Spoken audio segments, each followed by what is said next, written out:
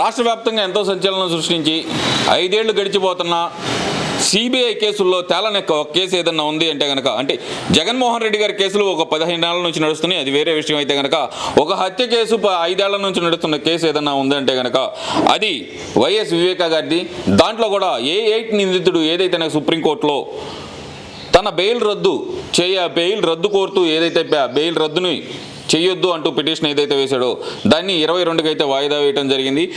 CBI వల్ల bail రద్దు చేయాలని కోరటం, కానీ వీళ్ళు వాయిదా తీసుకోవటం ఎలా చూడొచ్చు అంటారు మేడం? ఏం జరుగుతుంది అంటారు? సార్, ముఖ్యంగా ఈరోజు నేను రాష్ట్ర ప్రజలను కానీ న్యాయస్థానాలని కానీ సిబిఐ వారిని కానీ ఒక క్వశ్చన్ అడగాలనుకుంటున్నా. సిఐడి గొప్పదా, సిబిఐ గొప్పదా? ఈరోజు మా రాష్ట్రంలో సిఐడి తలుచుకుంటే 14 సంవత్సరాల ముఖ్యమంత్రిగా ఉన్న వ్యక్తిని, 40 సంవత్సరాల రాజకీయ ప్రస్థానం గల వ్యక్తిని ఆధారాలు కూడా లేకుండా ఆరోపణలతో అరెస్ట్ చేయించినటువంటి దృశ్యాన్ని మేము చూసాం.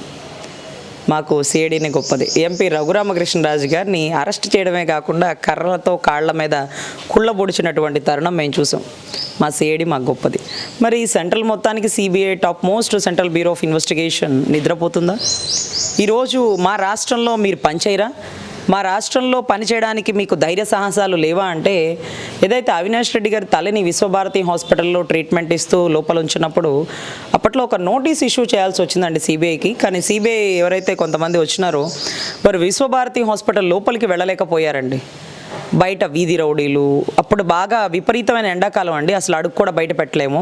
అటువంటిది షామేనాలు వేసుకొని కూలర్లు పెట్టుకొని బయట వేచి ఉన్నటువంటి కడప, కర్నూలుకి సంబంధించినటువంటి కొంతమంది భారీ రౌడీలు, గూండాలు ఉన్న టైంలో అక్కడున్నటువంటి కర్నూలు ఎస్పీ వాళ్ళ తోటి ఇన్వెస్టిగేషన్ అధికారులకి సహకరించాలి కదండి.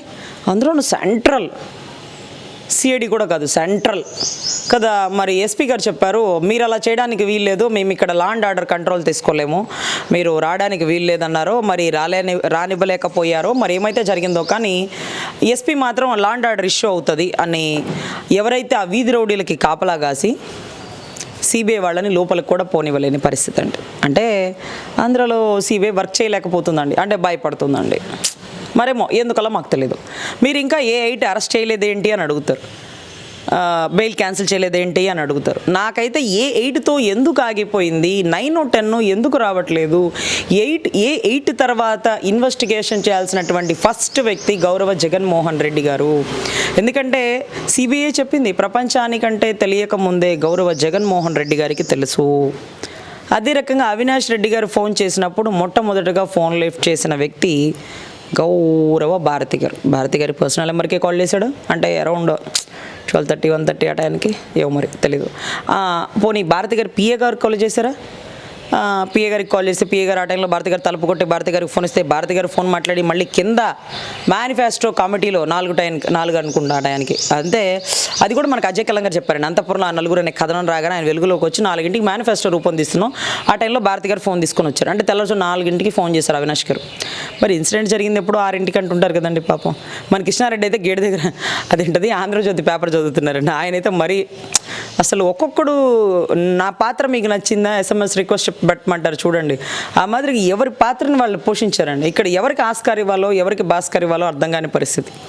సో ఇటువంటి టైంలో 8తో ఆగిపోయింది ఏంటి, 9, 10 సతీ సమేతంగా వీళ్ళు వస్తారేమో. భారతి గారు, గౌరవ జగన్మోహన్ రెడ్డి గారు ఆ టైంలో లిఫ్ట్లో పైకి కిందకి తిరుగుతూ సునీతమ్మను బెదిరించినటువంటి సజ్జల్ బాబాయ్ గారు, ఇది గుండెపోటు అని అద్భుతమైన మీడియా కథనం చెప్పినటువంటి విజయసాయి రెడ్డి గారు, ఇంకా చాలా రెడ్లు అందరూ వెలుగులోకి రావాల్సి ఉందండి. But waiting.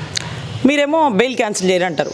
నాకు అంటే డిబేట్స్లో మాట్లాడుతుంటాను కదండి, పుల్లారావు గారు అని ఒక అనలిస్టు ఉంటారు, ఒక ఆయనైతే ప్రతిసారి అంటారు బీజేపీ ఎప్పుడు జగన్మోహన్ రెడ్డి పక్కనే ఉంటుంది, ఆ రకంగా వాళ్ళిద్దరికీ అనుసంధానం ఉంది అంటూ. అదే రకంగా షర్మిల గారు అంటారు, ఎందుకని నువ్వు అంటే బీజేపీని చెక్కు చేతల్లో పెట్టుకున్నావా, లేకపోతే బీజేపీ చెక్కు చేతల్లో నువ్వు ఉన్నావా? ఏమి గౌరవ జగన్మోహన్ రెడ్డి గారు రాజశేఖర రెడ్డి గారి కొడుకు అయ్యుండి మీరు రాష్ట్రానికి ప్యాకేజీ తీసుకురాలేకపోతున్నారా అంటూ ఆవిడ గర్జిస్తుంది. రాష్ట్ర ప్రజలు చూస్తే రాజధాని విషయంలో మాకేమాత్రం సహాయ సహకారాలు అందించలేదు బీజేపీ, గౌరవ ముఖ్యమంత్రి వెనకాలే ఉందంటుంది. ఇంకా వైజాగ్ స్టీల్ ప్లాంట్ విషయం తెలిసిందే. వీటన్నిటితో మనం ఊహించుకోవాల్సింది ఏంటంటే ఇంకా బీజేపీ వైసీపీ కలిసి ఉంది కాబట్టే ఈరోజు అవినాష్ రెడ్డి గారి బెయిల్ క్యాన్సిల్ చేయలేదు, ఆయన అరెస్ట్ చేయట్లేదు. కేజ్రీవాల్ గారు ఉన్నారు విషయం తెలుసు కదండి. కేజ్రీవాల్ గారి విషయంలో ఎవరైతే అతను డిప్యూటీ సీఎం ఉన్నారు చూడండి, మనీష్ సిసోడియా, అతన్ని వెలుగులోకి తీసుకురాలేకపోతుందండి. ఎందుకంటే అతన్ని బెయిల్ క్యాన్సిల్ చేసి అతన్ని ఏదైతే బెయిల్ ఇష్యూ చేసి అతన్ని బయటకు తీసుకురాలేని పరిస్థితి. ఎందుకంటే అతను బీజేపీకి సన్నిహితంగా లేరండి. అదే రకంగా నిన్న మొన్న అరెస్ట్ అయినటువంటి ముఖ్యమంత్రి, వీళ్ళందరూ కూడా బీజేపీకి ఎగెయినెస్ట్గా ఉన్న ప్రతి ఒక్కరిని ఏదో కారణంగా లోపల వేసి బీజేపీ బలవంతపు ప్రయాణం చేయించుకుంటుంది. ఇదిగో మిమ్మల్ని బయటకు వదలాలంటే, మీ మీద కేసులు లేకుండా ఉండాలంటే మీరు మాకు సపోర్ట్ చేయాల్సిందే.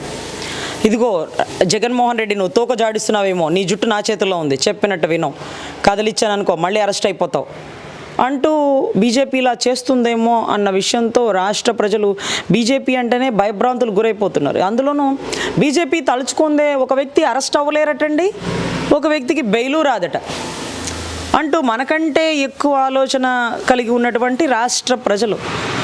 అందుకే బీజేపీ అంటే రెండు తెలుగు రాష్ట్రాల్లో భయంకరమైన వ్యతిరేకత అయితే ఉందండి.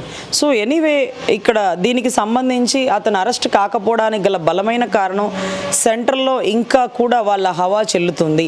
ఎందుకంటే గౌరవ జగన్మోహన్ రెడ్డి గారు ఢిల్లీ ఎప్పుడు వెళ్తారు అంటే అవినాష్ రెడ్డి గారు బెయిల్ హీరింగ్కి వచ్చినప్పుడు, మళ్ళీ ఆయన ఢిల్లీ నుంచి రాగానే ఆ బెయిల్ మళ్ళీ పోస్ట్పోన్ అయిపోతుంది.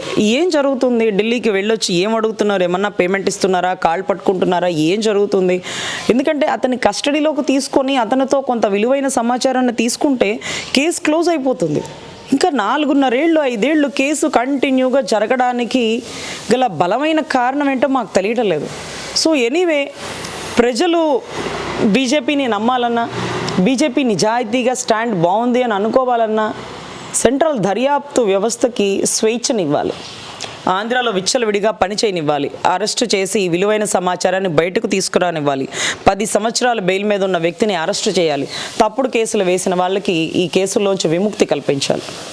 మరి అలానే చూస్తే కనుక ఏలూరు సాంబశివరావు గారు ఏదైతే కనుక ముందస్తు బెయిల్ పిటిషన్ ఏదైతే వేశారో మొన్న ముఖ్యంగా చూస్తే కనుక విజిలెన్స్ తనిఖీలప్పుడు మా విధులను అడ్డుకున్నారు అంటూ కేసు అయితే ఫైల్ చేయడం జరిగింది మేడం. ఆ టైంలో దాంట్లో నన్ను అరెస్ట్ చేయొద్దు అంటూ ముందస్తు బెయిల్కి ఏదైతే పిటిషన్ వేశారో దాని గురించి నిన్న హైకోర్టు వారు చేసిన వ్యాఖ్యలను అసలు ఎలా చూడాలంటారు మేడం? ఏలూరి సాంబశివరావు గారు ఎందుకు టార్గెట్ అయ్యారంటేనండి, ఆయన వింగ్ ఒకటి అబ్రాడ్లో ఉంటుందండి, యుఎస్లో. వాళ్ళు చాలా అద్భుతంగా పనిచేస్తారు. ఎందుకంటే నాతో కూడా చాలాసార్లు వాళ్ళు జూమ్ కాల్లో ఎలక్షన్కి సంబంధించిన సమాచారం, ఓటర్లు ఎలా తీసేస్తున్నారు, ఓట్లు ఎలా కోల్పోతున్నారు, ఒక వ్యక్తి ఎన్ని ఓట్లు తీసేయగలుగుతాడు, ఒక వ్యక్తి ఓటు తీసేటప్పుడు ఓటుకి సంబంధించిన ఇన్ఫర్మేషన్ ఏ అధికారికి ఇవ్వాలి, అలా సరైన ఇన్ఫర్మేషన్ ఇవ్వకుండా ఓటు ఎలా తీసేస్తారంటూ ఏలూరు సాంబశివరావు గారు హైకోర్టులో ఒక కేసుని ఫైల్ చేశారు. అది హైకోర్టు దృష్టికే వచ్చింది. అప్పుడు ఏమైందంటేనండి, ఆ కేసుకి సంబంధించి ఒక 5-6 ఓట్లు తీసేశారు అనుకోండి. ఎందుకు తీసేశారు అంటే, అవునండి పలానా కారణాల మేరకు తీసేసాం, వాళ్ళే తీసేయమన్నారు, లేకపోతే వాళ్ళకి ఇంటిమేషన్ ఇచ్చి తీసేసామన్నారు. అంటే ఒక వ్యక్తి గుంటూరులో కాకుండా హైదరాబాద్లో ఉంటున్నాడు, ఎలక్షన్ వాళ్ళు వచ్చినప్పుడు అతను గుంటూరులో లేడు, హైదరాబాద్లో ఉన్నారని చెప్పారు. అప్పుడు వాళ్ళు హైదరాబాద్కి వాళ్ళు మెయిల్స్ పంపించాలా, లేకపోతే ఒక టెలిగ్రామ్ ఇవ్వాలా, లేకపోతే ఒక లెటర్ పెట్టాలా అనేది ఒక ప్రాసెస్ ఉంటుంది. ఆ ప్రాసెస్ ప్రకారం మేము చేసామండి, వాళ్ళు స్పందించలేదు, లేకపోతే వాళ్ళు తీసేయమన్నారు, అందుకే తీసేసామన్న ఇన్ఫర్మేషన్ని కోర్టుకి చెప్పారు. సరే మీరు మాటలు చెప్తే ఏంటది ప్రయోజనం, ఎవిడెన్స్ తీసుకురండి అన్నారు. సరైన ఆధారాలు తీసుకురాలేకపోయారు. మా ఓట్లు ఎందుకు తొలగించారు, మేము ఏదో ప్రాజెక్ట్ నిమిత్తం హైదరాబాద్ వెళ్ళాం, మా ఇల్లు ఇక్కడే, మేము ఉండేది ఇక్కడే, ప్రతిసారి ఓటు ఇక్కడే వేస్తాం, ఇదిగోండి మా సొంత ఇల్లు అనుకుంటూ ఎవరైతే ఓటు కోల్పోయారో వాళ్లతో కేసు వేయించినారు. వీటన్నిటికీ తెర వెనకాల ఉంది ఏలూరు సాంబశివరావు గారు. సో కేసు వేశారు, గవర్నమెంట్ అధికారులు సస్పెండ్ అయ్యారు. అదే రకంగా గతంలో కూడా ఆయన వేసిన కేసులో ఒక సిఐ, ఒక ఎస్ఐ, ఉమెన్ పోలీసులు వీళ్ళు కూడా సస్పెండ్ అయిన తరుణం మనం చూసాం. అంటే గ్రౌండ్ వర్క్ బాగా చేస్తే గౌరవ జగన్మోహన్ రెడ్డి గారికి కోపం వస్తుందండి. చీమా నన్ను ఎందుకు కుట్టావంటే, నా పుట్టలో వేలు పెడితే నేను కుట్టనా అనిందట. పాపం చంద్రబాబు గారు 75 ఏళ్ళు అరెస్ట్ చేసే నిమిత్తం అసలు ఆయనకి లేదండి, నిజంగా జగన్మోహన్ రెడ్డి గారికి లేదు. ఎందుకంటే ఎందుకు కదిలించడం అని ఊరుకున్నారు. కానీ చంద్రబాబు గారు ఊరుకోట్ల, దొంగ ఓట్ల గురించి ఢిల్లీ స్థాయి దాకా వెళ్ళి ఒక పెద్ద ఇన్వెస్టిగేషన్ టీం మీనా కుమారి గారిని తీసుకొని వచ్చి ఇక్కడ ఏదో గ్రౌండ్ వర్క్ చేసేస్తూ ఉన్నారు. దానివల్ల ఆయన కోపం వచ్చేసింది. నేను నిన్ను కదిలించలేదు, నిన్ను జైల్లో వేయలేదు, ఎందుకు నువ్వు నా కుంభస్థలం మీద కొట్టాలని చూస్తావు, ఏంటి నువ్వు కాపాడేది ప్రజాస్వామ్యం ఎప్పుడు నా కాలి కింద చెప్పే అన్నటువంటి జగన్మోహన్ రెడ్డి గారికి విరుగుడుగా ఢిల్లీ దాకా పోయాడు ఆయన. ఏలూరు సాంబశివరావు గారు మాత్రం ఊరుకుంటారండి? ఆయన చదువుకున్నాడు కదా, ఆయన ప్రతాపం అంతా చూపించి హైకోర్టులో కేసు వేసి ఎంప్లాయీస్ని సస్పెండ్ చేయించిన తరుణం చూసాం. సో ఇలా వీళ్ళిద్దరూ టార్గెట్ అయ్యారండి. ఆయన్ని 53 రోజులు జైల్లో వేయించారు. ఇతనికి వేసిన కేసు ఏదైతే ఉందో దానికి 7 సంవత్సరాల లోపు, అంటే సెక్షన్ 41A అప్లికేబుల్ అయిపోయే కేసులో మీరు ఎందుకు అరెస్టు చేయాలని అర్ధరాత్రులు అపరాత్రులు గోతికాడ నక్కల్లా తిరుగుతారు? సిఐడికి వేరే పనేమీ లేదా? లింగంనేని రమేష్ గారు ఇల్లు జప్తు చేయడం, లోకేష్ గారిని పిలిపించి ఏది సిఐడి క్వశ్చన్లు అడగాలి, మీ అమ్మగారు ఆస్తులంతా, మీకు ఎక్కడెక్కడ ఆస్తులు ఉన్నాయి, యాడ్ నుంచి వచ్చినాయి, ఇవన్నీ ఏంటిది అసలు? పోనీ నువ్వు అడుగుతున్నావు దేనికి సంబంధించి? అదంతా తెలియదండి. సిఐడి ఏంటో గౌరవ జగన్మోహన్ రెడ్డి గారు అండర్లో వర్క్ చేస్తున్నట్టుగా సిబిఐ కంటే దేశం వ్యాప్తంగా ఉండే సిబిఐ కంటే బాగా గొప్పగా పనిచేస్తున్నటువంటి సిఐడి వ్యవస్థ. సో ఈయన ఏలూరు సాంబశివరావు గారికి 100% హైకోర్టు నుంచే కాదండి, థ్రెట్ కూడా ఉందండి. ఈయన ఒక వండర్ఫుల్ టీంని రన్ చేస్తుంటారు. ఆ టీం లోకేష్ గారి టీంతో అనుసంధానంగా ఉంటుంది. వీళ్ళు ఎక్కడ అప్రజాస్వామికంగా ఉన్నా, ఎక్కడ ఓటు కోల్పోతున్నా, ఎక్కడ దొంగ ఓట్లు చేరుతున్నా, ఆ దేశంలో ఉండి ఇదిగోండి రజనీ గారు తిరుపతిలో ఇన్ని దొంగ ఓట్లు ఒక్క నెల టైంలో వెళ్ళిపోయింది. చంద్రబాబు గారు అరెస్ట్ అయిన వారంలో 7.5 లక్ష ఓట్లు చేరికలు తీరికలు జరిగినాయి. ఈ 7.5 లక్ష ఎవరు? అందుకేనండి బాబు జగన్ చెప్తున్నారు మళ్ళీ వై నాట్ 175 అని. నేను గెలుస్తాను అనే దృఢమైన నమ్మకం ఏంటంటే ఆయన దగ్గర కొన్ని ఓట్లు ఉన్నాయి. అవి ఒరిస్సా బోర్డర్ నుంచో మహారాష్ట్ర బోర్డర్ నుంచో ఆ టయానికి లారీల్లో జనాలు వచ్చి బాలకృష్ణ గారి సినిమాలో ఫైటింగ్ సీన్లో వస్తారు చూడండి, ఆ మాదిరిగా వచ్చి ఓట్లేసి వెళ్ళిపోతారేమో. సో దయచేసి అంత టీంని మెయింటైన్ చేస్తున్న ఏలూరు సాంబశివరావు గారిని ఇబ్బంది పెట్టడమే కాదు, ఆయనకి ప్రాణహాని కూడా ఉండే అవకాశం ఉంటుంది. దయచేసి సిబ్బంది తస్మాత్ జాగ్రత్త, కొంచెం తగిన చర్యలు తీసుకోండి. అదే రకంగా చంద్రబాబు గారిని అరెస్ట్ చేయడానికి గల బలమైన కారణం కేవలం ఓట్ల గురించి కదిలిచ్చారని. ఆయన ఎక్కడ కదిలిచ్చినా ఊరుకుంటాడు. అదేదో వంగతోట కాడ ఏదో అంటారు చూడండి, ఎక్కడైనా బావ కానీ వంగతోట కాడ కాదు అన్నట్టుగా, ఎక్కడైనా అదే కానీ అక్కడ మాత్రం ఊరుకోను, పెక్కటే బాబాయ్ అన్నట్టుగా ఇక్కడ ఎక్కడైనా వదిలేస్తారేమో. కానీ జగన్మోహన్ రెడ్డి గారు ఈ ఓట్ల దగ్గరకు వస్తే ఈరోజు ఈసీలో దొంగలు పడ్డారు, ఏలూరు సాంబశివరావు గారు దొంగ ఓట్లు బయటికి తీశారు, ఈ ఓట్ల గురించి ఢిల్లీకి వెళ్ళి ఆయన కంప్లైంట్ ఇచ్చినాడు. ఏంటి ఇదంతా? మీ పని మీరు చేసుకోండి, ఎందుకు నన్ను కదిలిస్తారు? నేను మళ్ళీ కూడా సీఎం అవ్వాలా? నేను సీఎం అవ్వకపోతే ఇక జైల్లో నిండిపోతాను. నా భవిష్యత్తు ఏది? నా భవిష్యత్తు మీద దెబ్బ కొడితే మాత్రం ఊరుకునేది లేదు అన్నటువంటి గౌరవ జగన్మోహన్ రెడ్డి గారికి తలమానికంగా మారినటువంటి చంద్రబాబు గారు కానీ, ఏలూరు సాంబశివరావు గారు కానీ, లోకేష్ గారు కానీ, లోకేష్ టీం గారు కానీ, వీళ్ళందరూ కూడా భయంకరమైన గ్రౌండ్ వర్క్ అండి. మనం జనాల్లోకి వెళ్ళి మన మాటల ద్వారా ప్రభావితం చేసిన ఓట్లేవి వేయడానికి, ఆ ఓట్లు ఉన్నాయా లేవా అనేది భయంకరమైన గ్రౌండ్ వర్క్ చేస్తున్నటువంటి టీడీపీ కార్యాలయం నుంచి రెగ్యులర్ కాల్స్ అండి. ఏ ఓటు ఉంది, ఏ ఓటు తీసేశారు, దొంగ ఓట్లు ఏమేమి వచ్చినాయి, మొత్తం ఫిల్టరైజ్ చేస్తున్నారండి.